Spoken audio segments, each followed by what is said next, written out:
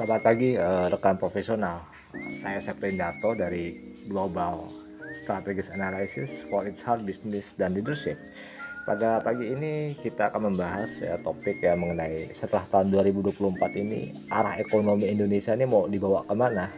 Karena perlu kejelasan dari calon presiden yang akan mulai bertarung untuk pemilu 2024 bahwa tidak mudah untuk membangun sebuah sistem ekonomi baru, yaitu yang benar yang disesuaikan dengan perubahan zaman.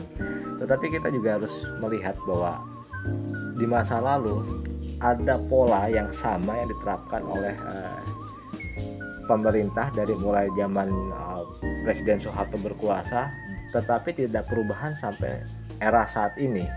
Nah, jadi pertanyaan yang menarik adalah kenapa pemerintah Indonesia ini selalu menawarkan tenaga kerja murah dan ketersediaan sumber daya alam melimpah dan pasar kelas menengah untuk menarik investor asing.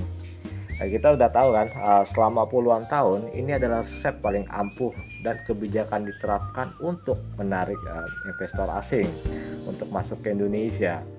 Karena pemerintah Indonesia menyadari keterbatasan modal untuk pembangunan industri manufaktur yang membutuhkan biaya tinggi dan anggaran belanja negara yang lebih baik untuk digunakan untuk program lainnya seperti biaya operasional negara dan lain sebagainya. Pemerintah juga melihat untuk mengolah sumber daya alam untuk menjadi sebuah produk bernilai yang membutuhkan ekosistem industri yang kuat, di mana sumber daya manusia berkualitas belum siap untuk menguasainya. Dalam hal ini kita bisa melihat dalam membangun ekosistem kendaraan listrik, ketergantungan kita terhadap modal asing sebagai investor itu sangat tinggi, khususnya untuk mengolah bahan baku nikel. Sampai kita bisa tahu Elon Musk ini terus diajak diskusi untuk memberikan arahan, dan juga perusahaan Cina dan Korea Selatan diminta untuk menyediakan teknologi untuk menciptakan baterai kendaraan listrik.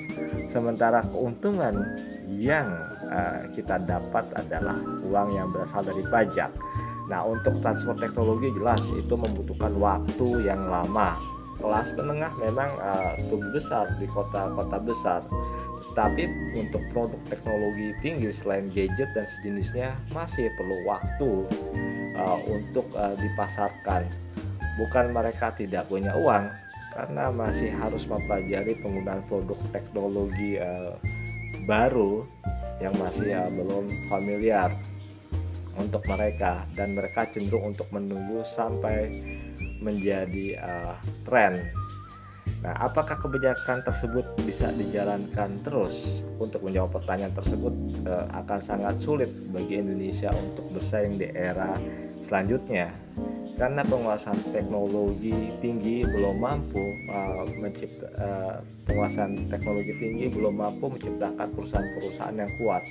Kasus PHK massal yang kita lihat di tahun 2022 dari perusahaan-perusahaan startup dari era industri 4.0 adalah contoh bagaimana pemerintah harus menyadari bahwa teknologi yang masih bisa dijangkau oleh banyak warga belum cukup untuk menciptakan arah bisnis yang kuat.